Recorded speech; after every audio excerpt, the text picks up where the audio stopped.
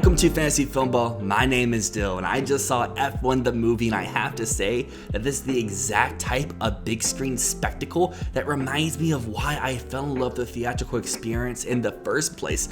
But before we dive inside of my raving review of this brand new film that comes out this Friday, if you're new here to the channel, welcome. And on Fantasy Filmball, we dive inside of award season coverage year round. We attend festivals both big and small, and we host a game of Fantasy Filmball where we turn award season into fantasy sports. Talking about football, basketball, baseball, whatever it is. It's a fun time. If you want to join our community, look down into the description down below. Join our Discord. We can get you inside of the league.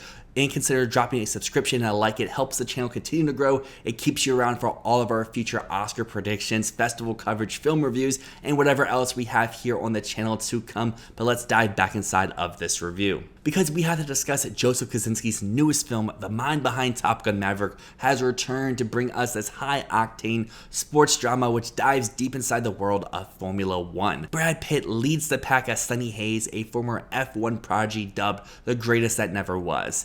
After an all-but career-ending crash in the 90s, Sonny has spent decades bouncing around the globe as a nomadic racer for hire, still chasing that lifelong goal, become an F1 champion. But when his old teammate Ruben Cervantes, played by Javier Bardem, now the desperate owner of a crumbling F1 team on its last leg, calls him back for one last ride, Sonny straps in. The mission: reclaim lost glory and mentor Joshua Pierce, aka JP, who is played by Damson Idris, a rookie with raw talent and a serious chip on his shoulder. What follows is a redemption arc at 200 miles per hour, with the only thing faster than the cars is the pressure mounting on and off the track. But now with the plot synopsis out of the way, man, I don't really know what to tell you besides the fact that F1 the movie absolutely rips, because there's a few reasons why this movie works so much. The first, Brad Pitt. This guy is just the definition of cool. Regardless of what movie he's in, he just walks on screen,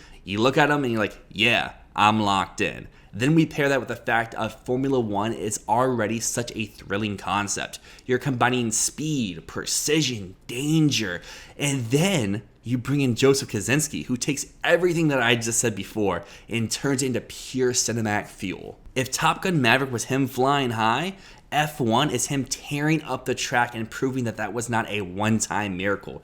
This guy knows how to make a movie move. From the very first sequence, the crew behind F1 the movie shows you exactly what kind of movie that you're in for.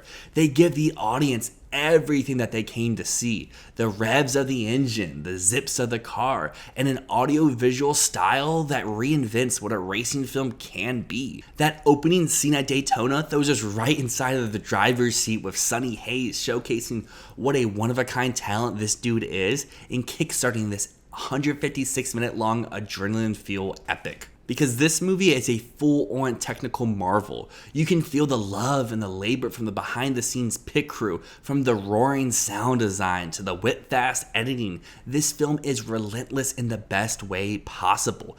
I was legit taken aback by the kinetic energy pulsing through every scene, and Claudio Miranda continues to outdo himself. If we thought his aerial visuals inside of Top Gun Maverick were immersive, just wait till you see the cinematography that he does inside of F1, because you're not just watching these races, you're living them. You're placed right inside of the driver's seat, and it doesn't feel like a movie, it feels like a full-body IMAX experience. And then we dive to some of the other essential pit crew members that keeps this film on track. We have the legend that is Hans Zimmer. You may know his music from The Lion King, so many of Christopher Nolan's movies, Pirates of the Caribbean, and even his contributions to Top Gun Maverick. But he's back into the fold here in F1 with more special contributions. He has a charged, time-centric score that gives this film even more momentum.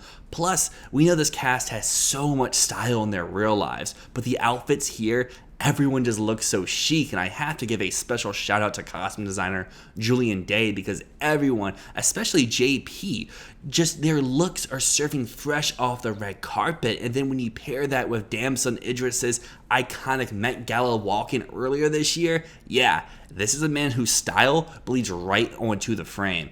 This is a really underrated aspect about this movie I haven't really seen talked about it online, but everyone just looks so fly, and then you pair that with the fact that they're all in super cool racing attire, top tier stuff. And then I've already talked about a little bit, but this cast, I feel like they really bring it because we have Pitt and Idris who just ooze charisma from opposite ends of the racing spectrum. One is a grizzled vet who has been through the ringer, and the other is a cocky upstart just eager to show his worth. Both are really magnetic, and their chemistry gives this film an added jolt. And while their dynamic occasionally feels a little bit like Maverick and Rooster, I'm going to keep giving these Top Gun Maverick examples because both of these films really succeed in the same places.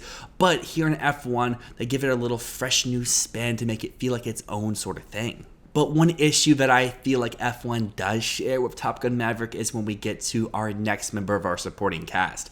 Carrie Condon does get some standout moments as Kate McKenna, F1's first female technical director. In Team Apex's secret weapon, she has some sharp one-liners and gives us this really cool behind-the-scenes look at what makes these cars tick, but unfortunately, she's also saddled with what I find to be one of F1's biggest problems, is this romance subplot that feels so unnecessary because her relationship with Hayes does have some great moments, but it really undercuts of what her character's strengths are and the unique spin that she brings to the table. And I feel like this also can be carried over with Javier Bardem's character. And Javier Bardem always brings such a unique wildcard energy to his roles, but this arc they have laid out for this character, at least to me, fizzles out pretty fast. Like, the film hints at some deeper tension inside of the Apex company, as well as him and Sonny Hayes' conflicting ideologies, but then it kind of wraps up super quickly, and I wish instead of just repeating in the same track and going in circles,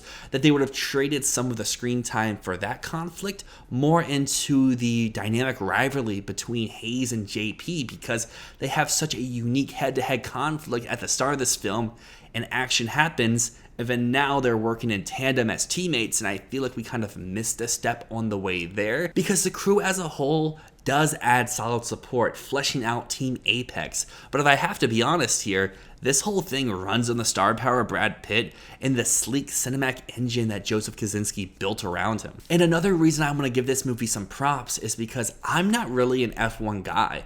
I grew up on NASCAR, and even then, I haven't really been into that since I was in high school, but this movie makes me want to follow the sport of F1 more closely, because I feel like it really captures the physical toll and the mental sharpness and the sheer precision these drivers need to survive just a single lap.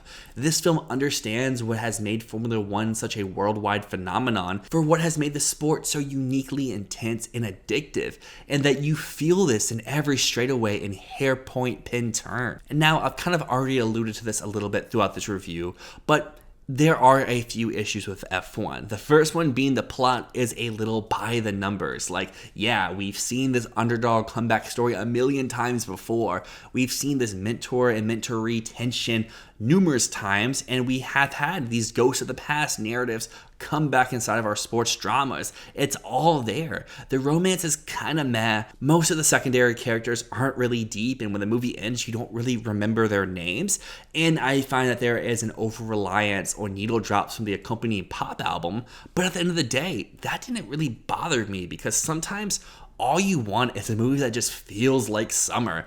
A movie that delivers spectacle and sound and style and just enough heart to keep you locked in. And on that front, I believe that F1 the movie absolutely nails it. And I gotta tell all of you out there that this might be the best racing movie ever put to film. It's destined to go down as a certified dad flick classic. In fact, as I was typing out this review earlier today, my own dad texted me saying, "Hey, have you heard about this F1 movie? What are your thoughts? Is it worth the price of admission?" And I can definitely see down the line in a few years, this is going to be a new staple of what you throw on at the family picnic, or the cookout, or what you have on a rainy weekend scrolling the channels on TNT. You'll have people quoting the lines and arguing whose side they're on between Sonny and JP. It's just that kind of heater, because I cannot wait to hop back in the driver's seat and take F1 the movie for another spin. For my rating of this movie, I'm going to have to give it a pretty light 9 out of 10, because yes, I can admit there are a lot of issues with this movie, especially in the plot. For a 2.5-hour movie, I wish I connected with some of the characters on a deeper level. I wish I knew more about them, but the technical aspects of this movie are so exhilarating, and you're just hooked and you're in awe of how they were able to pull this off. I mean, they strap cameras to these F1 vehicles inside of real races, and they grab those shots at those speeds under those conditions. This is what technical cinema is all about, and if you know me, if you're someone around this channel, you know that is what I love about movies on the big screen. But we are an awards channel at the end of the day, so let's dive inside of what F1 the Movie's awards prospects could be. And it's a really tricky thing to look here, because if you have kept up with our Best Picture prediction episodes, at the very beginning of the year, I said this could be a long shot Best Picture nominee, and that was going to be on the back of its technical nominations and potential wins. Those including sound, editing, cinematography, maybe score, and visual effects. After seeing the movie, I don't really have this in the Best Picture race whatsoever anymore. Sure, maybe this can be like the Furiosa or the Wonder Woman of movies that get inside of like PGA and random critics groups that are these big blockbusters that do have appeal, but they're not going to connect at like the BAFTAs or the Golden Globes, the CCAs, and eventually at the Oscars. So this moment, I have F1 receiving 0 Oscar wins, but I do think it will get a few Oscar nominations. I currently would have it inside of the sound and editing categories on a borderline potential for visual effects and cinematography. And then if we expand this out a little bit past just the Oscars, I think this could be a shoo-in for a SAG Stunt Ensemble nomination, because they are placing these people inside of the cars.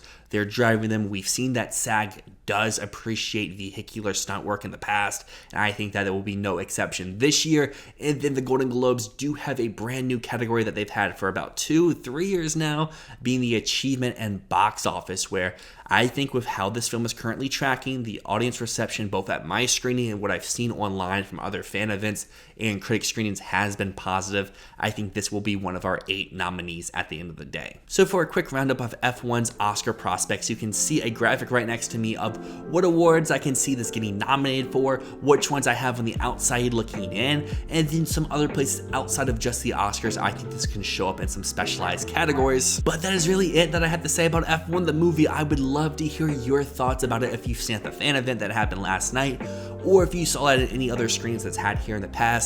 The movie opens wide this Friday worldwide. I would love to hear your thoughts if you're coming to this here a little bit later and you've already seen the movie. What did you love about it? What wasn't really up your alley? And then, since we are an Oscar channel at the end of the day, do you believe that this film can get an Oscar nomination, or is this just a big blockbuster that isn't really an awards player whatsoever? But until next time, my name's Dyl. This has been Fantasy Filmball. Peace.